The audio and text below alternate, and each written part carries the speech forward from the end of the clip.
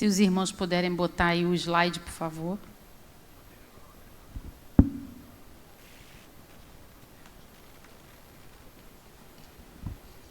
Amém, irmãos?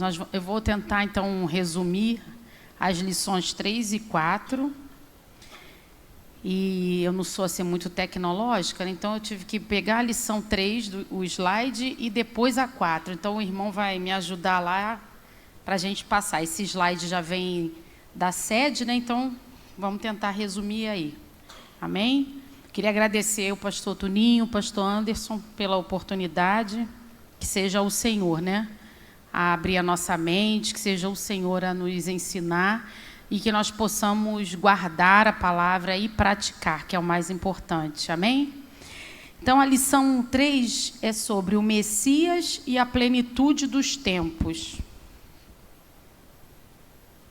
O texto bíblico, quem não tiver com a revista aí, abra, por favor, em Isaías 9. Nós vamos ler do 2 ao 7. Isaías 9, 2 a 7.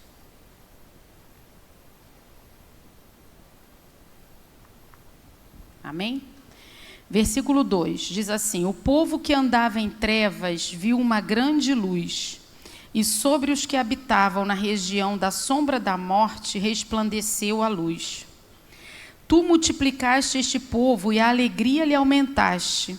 Todos se alegrarão perante ti, como se alegram na ceifa e como exultam quando se repartem os despojos. Porque tu quebraste o jugo que pesava sobre ele, a vara que lhe feria os ombros e o cetro do seu opressor, como no dia dos midianitas.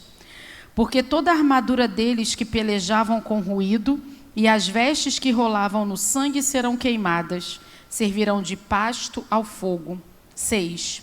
Porque um menino nos nasceu, um filho se nos deu, o principado está sobre os seus ombros. O seu nome será Maravilhoso, Conselheiro, Deus Forte, Pai da Eternidade, Príncipe da Paz. Do incremento deste principado e da paz não haverá fim, sobre o trono de Davi e no seu reino, para o firmar e o fortificar em juízo e em justiça, desde agora e para sempre. O zelo do Senhor dos Exércitos fará isto. Amém. O texto bíblico, o texto áureo, está em Gálatas 4:4, que diz assim: mas, vindo a plenitude dos tempos, Deus enviou o seu Filho, nascido de mulher, nascido sob a lei. O tema, então, irmãos, dessa revista, para a gente, né, fazer o resumo do resumo, já entendendo, caminhando para o final, a plenitude dos tempos. Então, eu coloquei assim como a introdução, plenitude dos tempos, né? Está na introdução da revista. Jesus veio à Terra na exata era em que Deus, em sua sabedoria e propósitos, havia determinado. Então, Jesus veio na época certa, né? No tempo certo. E é isso, assim, muito rapidamente que essa revista fala em que tempo político era esse, que tempo histórico era esse, o momento que Jesus veio. Então, como falar sobre Jesus é algo que é fácil para nós, né? É bem conhecido, é um tema que nós temos essa prática, então não será difícil para nós falar desse resumo. Então, a revista, no tópico 1, ela fala dos antecedentes históricos. Ela fala ela faz uma história rápida, né, do Éden à Palestina. E aí eu vou ler, se vocês estiverem com a revista aí, vou ler o 1.1. Acho que eu nem botei esse... Eu pulei logo para o 2, mas eu vou ler, que diz assim, ó: após a expulsão de Adão e Eva, a humanidade decaiu rapidamente, de modo que Deus decidiu destruir a raça humana, exceto Noé e sua família. Está em Gênesis 6. Séculos depois, o Senhor chamou Abraão, que deu origem a Israel, o povo do Messias. Gênesis 12. Israel foi escravizado no Egito, mas libertado e levado à terra prometida.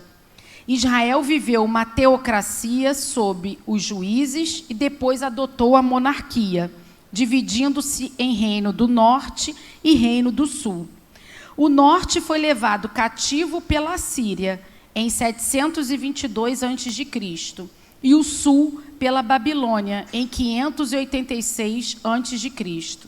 Os persas conquistaram a Babilônia, permitindo o retorno dos judeus em 584 a.C.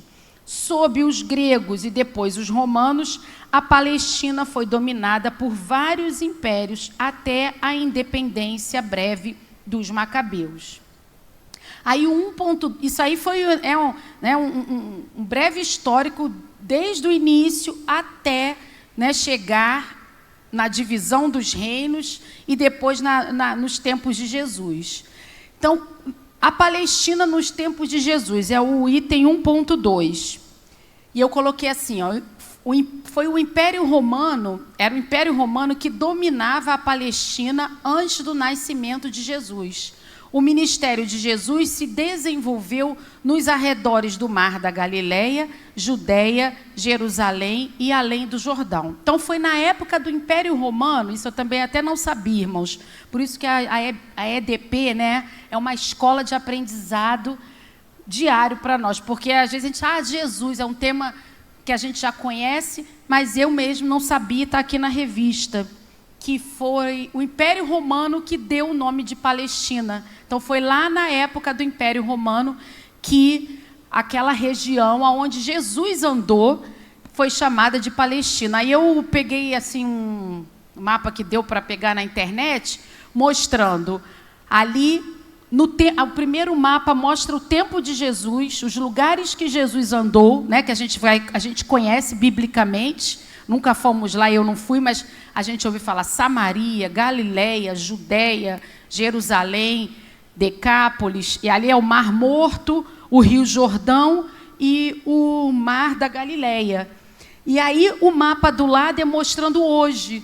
Então, a Palestina que se fala hoje foram os lugares aonde Jesus andou. Todos esses lugares Jesus andou, e o Novo Testamento fala desses lugares, né? Aqui diz que os evangelhos mostram que Jesus andou perto do Mar da Galileia, ensinou a multidões na Judeia, em Jerusalém e além do Jordão. Então, essa é a Palestina dos tempos de Jesus e dos tempos atuais. Aí a revista pula para o item 2, que vai falar do cenário político da época do nascimento de Jesus. E os tópicos são: o 2.1 fala dos imperadores, 2.2 fala dos Herodes, 2.3 dos procuradores e 2.4 do Sinédrio. Então, eu juntei tudo ali e vou falar assim muito rapidamente para vocês, porque a revista só fala dos nomes, né? Quem foram os imperadores dessa época? Otávio Augusto, que era o imperador da época do nascimento de Jesus. Tibério, que era o imperador da época do ministério de Jesus, do nascimento de João Batista e do ministério de Jesus, da sua morte e ressurreição. Cláudio César e Nero, que até é o mais conhecido, né? E Nero foi da época de Paulo. Paulo apelou a Nero quando foi preso. Foram martirizados na época de Nero. Os Herodes, então esses eram os políticos da época, né? As autoridades políticas eram esses nomes aí. Os Herodes eram Herodes o Grande, foi quem decretou a morte de todas as crianças em Belém, na época do nascimento de Jesus. Depois veio Arquelau, que foi o Herodes da época que Jesus já tinha nascido, e que José e Maria voltaram do Egito para o seu país, né? Depois veio Antipas, que era o Herodes da época da prisão e execução de João Batista. Depois teve Filipe, Agripa I, que foi quem mandou matar Tiago, irmão de João. Agripa II, que foi quem teve um encontro com Paulo em Cesareia. Então, essa parte da revista é só para a título de conhecimento, para nós sabermos, né, os nomes dos imperadores e dos Herodes e os procuradores. Quem eram os procuradores? Eles eram os representantes do imperador, eram altos políticos, né, da época. E aí os 3 procuradores da época foram Pilatos, que é o mais conhecido, né, nosso, que foi o que estava na época do julgamento de Jesus. Depois teve Felício, que ele estava na época de que Paulo estava preso, ele escoltou, né, ele fez parte da escolta romana de Pedro, de quando Pedro estava preso, e Pórcio Festo, que foi quem enviou Paulo para ser julgado em Roma. E o Sinédrio? O que era o Sinédrio? A revista diz aqui que era a Suprema Corte Judicial de Jerusalém. Era o STF, né, da época. E esses eram os homens aí que mandavam na época de Jesus. Então, esse Sinédrio, eles julgavam os crimes contra a lei, né, de Moisés e estabeleciam a doutrina religiosa também. Então, foi nesse cenário que Jesus nasceu, viveu e morreu. Foi nessa época aí. Aí o item ponto 3 fala das questões sociais. Deixa eu passar. A questão social da Palestina na época do nascimento de Jesus. Então, o item 3.1 fala dos impostos, que nessa época que Jesus, né, viveu ali naquela região, tinha cobrança abusiva de impostos, e essa era a causa da pobreza da Palestina. Então, a Palestina vivia uma época de pobreza por conta, né, desse império romano que cobrava muitos impostos. A gente está vivendo um pouquinho parecido, né, irmãos? O império que cobra muitos impostos, né, muita pobreza. Então, uma coisa que o Senhor falou no meu coração, que nós estejamos alertas, porque Jesus viveu aquela época. Então, a época que nós estamos hoje vivendo, a gente esteja alerta, porque a volta do Senhor, né, pode estar muito próxima, porque o cenário não é muito diferente, né? Pessoas que dominam, que fazem injustiça com o pobre, e foi nesse contexto aí que Jesus veio. E aí, nessa época, Jesus, tem várias passagens bíblicas que Jesus foi indagado acerca dos impostos, né? Porque aí o povo confrontava Jesus. O que ele achava sobre a cobrança abusiva de impostos. E a relação dos judeus com os demais povos daquela época. Para os judeus, todos os pagãos eram impuros. Eles não se relacionavam com quem não era judeu. Eles discriminavam, né? Aí Jesus também ele criticou duramente essa postura, né? Jesus não era a favor dessa postura. E graças a Deus que hoje nós cristãos, que já viemos depois dos ensinamentos de Jesus, nós não discriminamos as outras pessoas, né? Jesus nos ensinou que nós não somos melhores do que ninguém, porque os judeus se achavam melhores, se achavam uma raça, né, superior. Por isso eles eram até muito, muito confrontados. Mas Jesus veio ensinar, né, que nós não devemos fazer essa acepção de pessoas. Muito pelo contrário, nos aproximar para eles serem alcançados, né? E o 3.3 fala da diáspora. O que é a palavra diáspora? Está aqui na revista. Ela é o deslocamento voluntário ou forçado de um povo ao redor do mundo.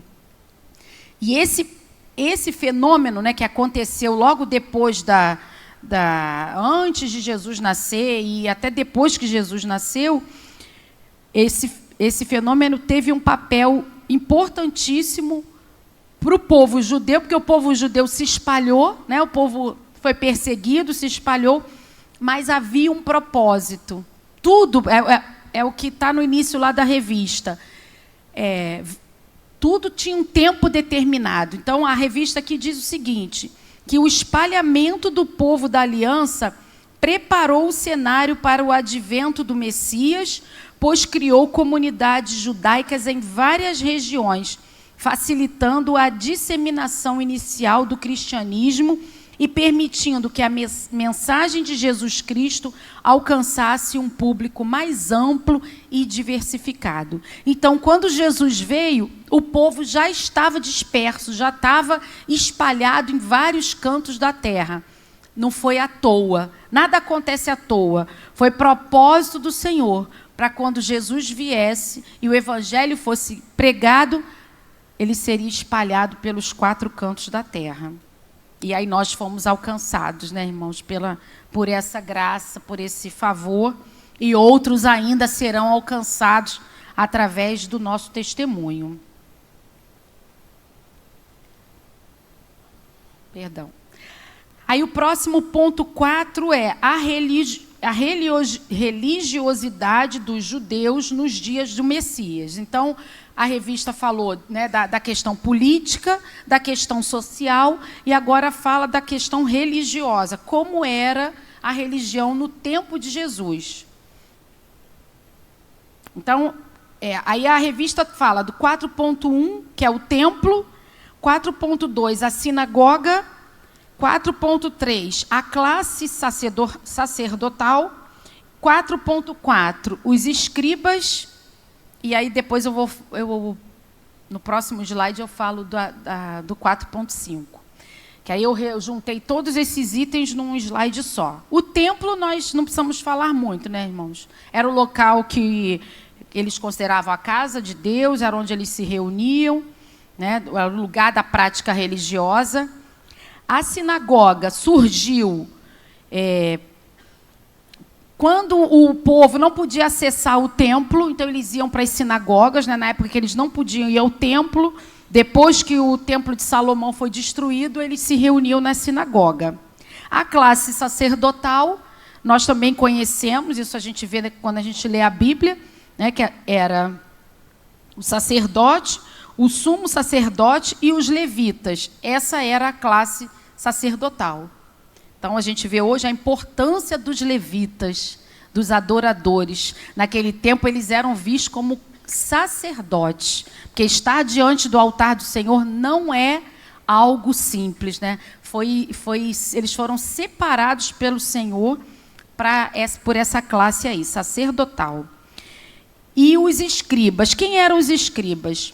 Eles surgiram depois que o povo foi exilado lá na Babilônia, tá?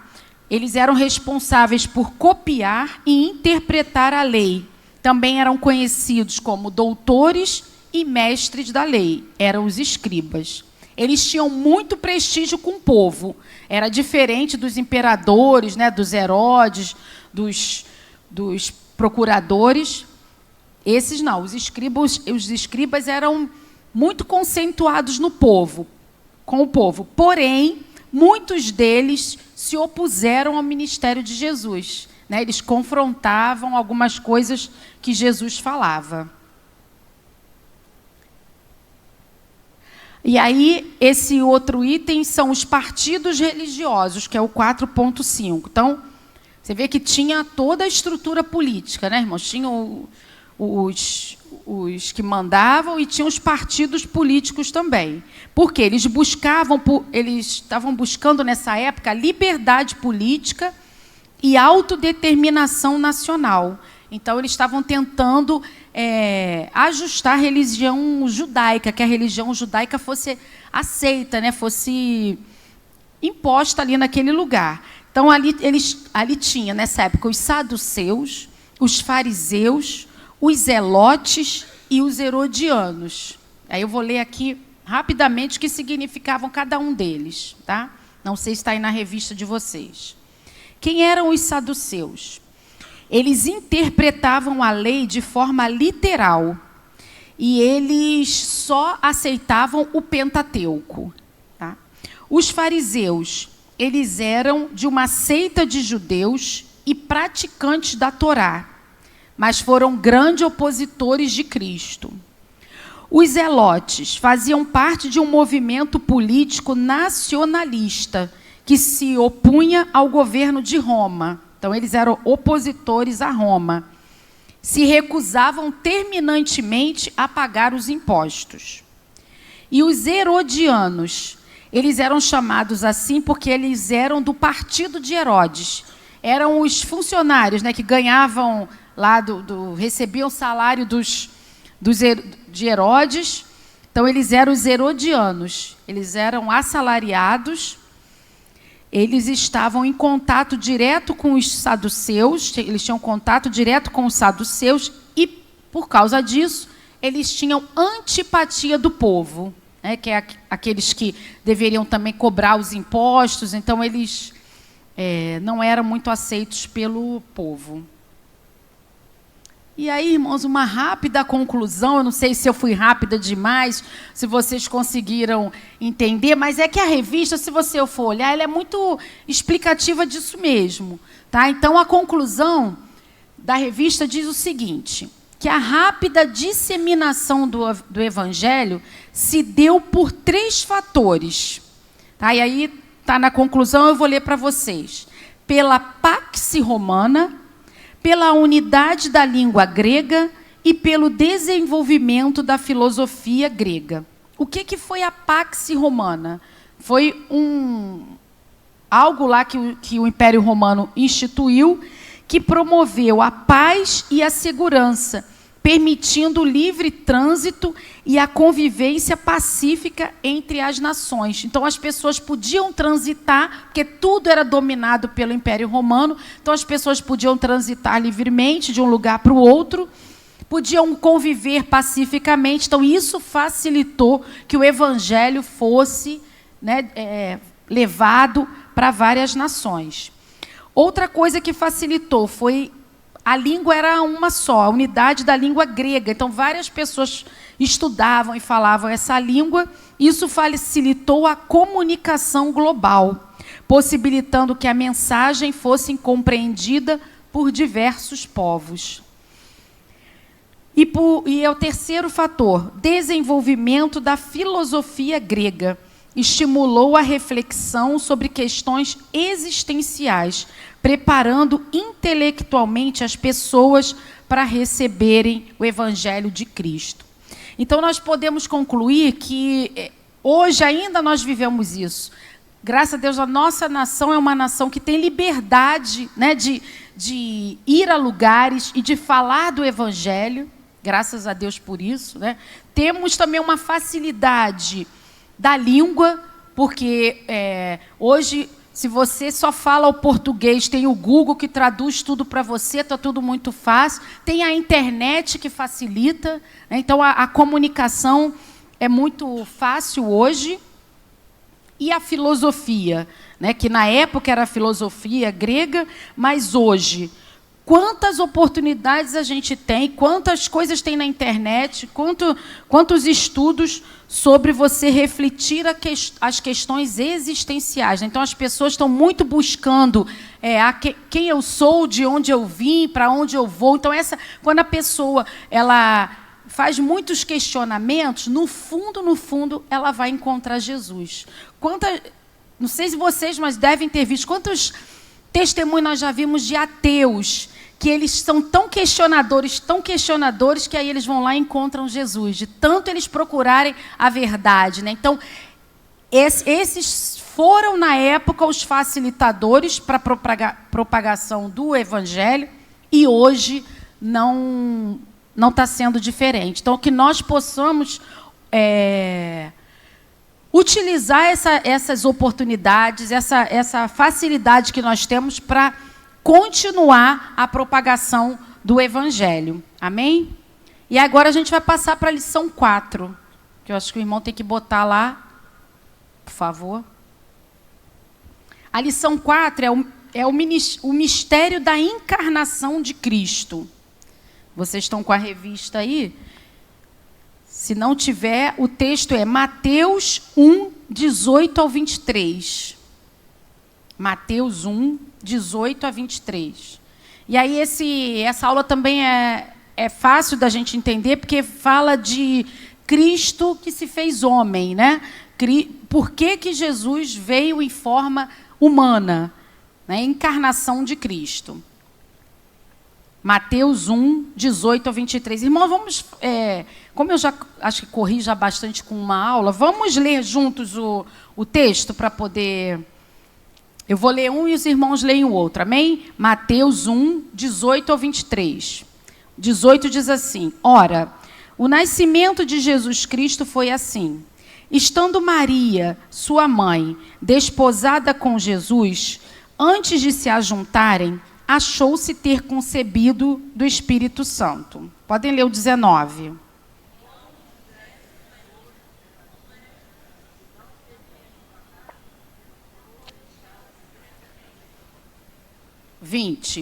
E projetando ele isso, eis que em sonho lhe apareceu um anjo do Senhor dizendo: José, filho de Davi, não temas receber a Maria, tua mulher, porque o que nela está gerado é do Espírito Santo. O 21.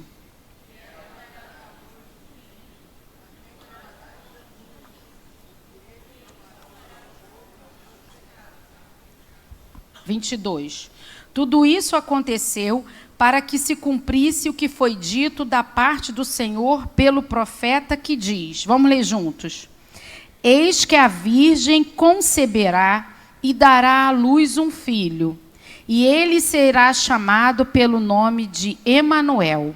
Emanuel traduzido é Deus conosco. Então, um texto bem conhecido nosso, né? Falando do nascimento de Jesus.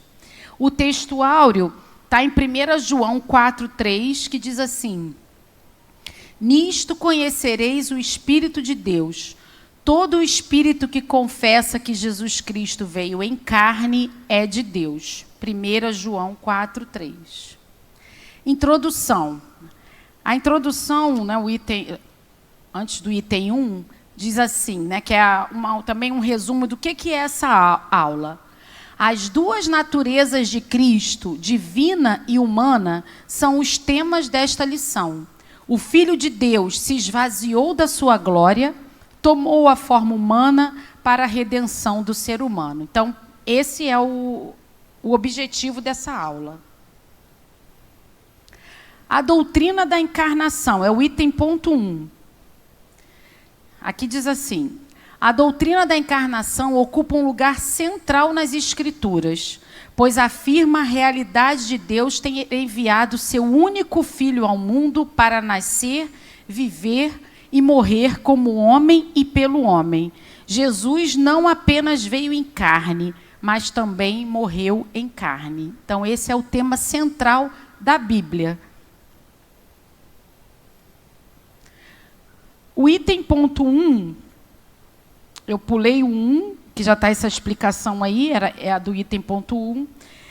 O item ponto 1.2 fala de uma palavra grega, né, que é o significado de encarnação, que eu não sou estudiosa do grego, tá, irmãos? É ekenosen.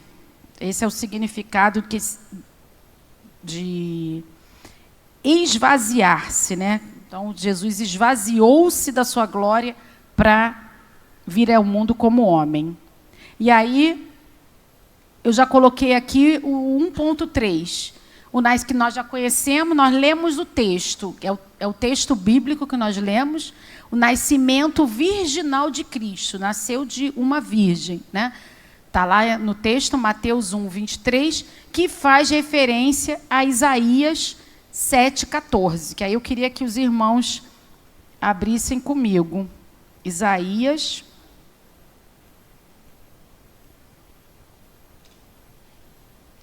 7,14. Porque o que está em Mateus é uma profecia lá de Isaías. Isaías profetizou sobre isso, né, muitos anos atrás, que diz assim, ó: portanto, o mesmo Senhor vos dará um sinal. Eis que uma virgem conceberá e dará à luz um filho, e será o seu nome Emanuel. Então, o que está em Mateus faz referência é o cumprimento de Isaías 7,14. A natureza humana de Jesus. várias passagens bíblicas comprovam que Jesus habitou entre nós e vivenciou todas as experiências e limitações humanas. E aí a revista, irmãos, traz aqui vários textos que depois, se os irmãos quiserem ler em casa, que comprovam, né, que Jesus viveu humanamente, né, como nós, sentiu as mesmas coisas que nós, né, viveu no meio de pessoas humanas. Então, tem lá Mateus 1, 18 a 25, depois, se vocês quiserem ler, Lucas 2, 40, João 4, 6 e o 11, 35. Se nós formos ler, são muitos textos, né? Então, tem várias passagens bíblicas que comprovam que Jesus teve natureza humana. Inclusive, aprendeu, né, conforme diz a palavra, aprendeu a profissão de carpinteiro como seu pai. Cristo viveu entre os humanos, é o item 2 da revista. O verbo se fez carne. E aí, então, esse eu queria que vocês abrissem, Romanos, que agora nós vamos só ver os textos bíblicos que falam desses temas. Romanos 8, 3. Diz assim: portanto, o que era impossível à lei, visto como estava enferma pela carne, Deus, enviando o seu Filho em semelhança da carne do pecado, pelo pecado, condenou o pecado na carne. Então, o verbo se fez carne. Aquilo que parecia impossível de ser restaurado, né, que era o pecado, através da carne, Deus enviou o seu Filho Jesus para mostrar que era possível, sim, né, viver neste mundo em santidade, sem se envolver com o pecado. E aí a gente pensa assim, mas para Jesus era fácil, porque ele era Deus. Mas o que ele fez? Quando ele foi para o Pai, ele deixou o Espírito Santo. Então, é o Espírito Santo que nos ajuda a viver nesse mundo, tentando nos livrar do pecado, longe do pecado, para nós sermos alcançados, né, pela salvação. 2.2 fala sobre o conceito de a morada de Deus entre os homens. Está lá em João. Vamos abrir, irmãos, rapidinho, porque aí assim a gente se movimenta um pouco e participa. João 1,14.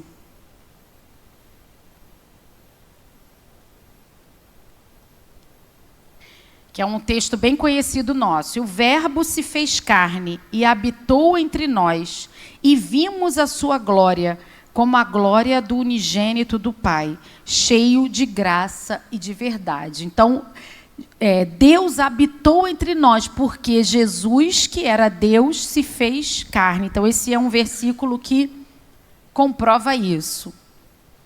O 2.2.1 fala da terminologia do tabernáculo. E aí, que diz assim, Cristo, o sumo sacerdote eterno, pelo sacrifício de si mesmo, entrou de uma vez por todas no santuário, obtendo a eterna redenção para a humanidade. Seu sacrifício purifica a consciência das obras mortas, capacitando-nos a servir ao Deus vivo. Porque no Antigo Testamento, de ano em ano, eles tinham que ir até o templo, né, para oferecer sacrifício pelo pecado. E aí Jesus veio e fez um único sacrifício. Derramou ali o seu sangue em favor de nós pelos nossos pecados. O item ponto 3 fala os motivos da encarnação. Por que que Jesus se fez homem e habitou nessa terra? É claro que nós, né, sabemos, não é difícil de entender. Um dos motivos somos que nós estamos aqui, né, fomos alcançados. Então, o item 3.1, um dos motivos, demonstrar o grande amor de Deus. E aí o texto bíblico de referência é João 3,16, que é o texto áureo, todos nós conhecemos, né? Porque Deus amou o mundo de tal maneira que enviou o seu único Filho para nos alcançar, né? Para nos dar a vida eterna. Outro motivo de Jesus ter vindo ao mundo em forma de homem, revelar o Pai para a humanidade. E aí tem esses 3 textos, vamos ler só em João 1,18, que nós já abrimos. João 1,18 diz assim: Deus nunca foi visto por alguém. O Filho unigênito que está no seio do Pai, este o fez conhecer. Então, o objetivo de Jesus ter vindo à Terra foi apresentar Deus Pai, né? Nos fazer conhecer a Deus. Porque quando conhecemos Jesus, conhecemos a Deus. 3.3. Outro motivo de Jesus ter vindo à Terra, cumprir as promessas da sua vinda como homem. Então, aqui são 3 referências no Antigo Testamento que já falavam que Jesus viria. E aí, Romanos 15, eu vou ler rapidamente Romanos 15, 8 e 9, diz assim: Digo, pois, que Jesus Cristo foi ministro da circuncisão, por causa da verdade de Deus, para que se cumprisse as promessas feitas aos pais, e para que os gentios glorifiquem a Deus pela sua misericórdia, como está escrito: Portanto, eu te louvarei entre os gentios e cantarei ao teu nome. Né? Então, Jesus veio para cumprir aquilo que os profetas falaram. E o 3.4, né, nós estamos aqui por isso. Ele veio para salvar o pecador. E aí ali tem algumas referências bíblicas que falam sobre isso. É que Jesus mesmo declarou, em Mateus 10:45, diz assim: O Filho do Homem não veio para ser servido, mas para servir e dar a sua vida em resgate de muitos. E Lucas 19:10 diz: O Filho do Homem veio buscar e salvar o que se havia perdido. Então, graças a Deus, louvado seja o Senhor por isso, né? Porque Ele veio nos alcançar. E, por fim, vencer o diabo e destruir o pecado. A revista diz assim: a resposta de Deus ao que aconteceu lá no Éden deu-se por meio da encarnação, morte e ressurreição de Cristo.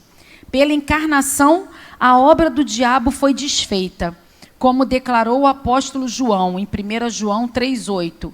Para isto o Filho de Deus se manifestou, para desfazer as obras do diabo.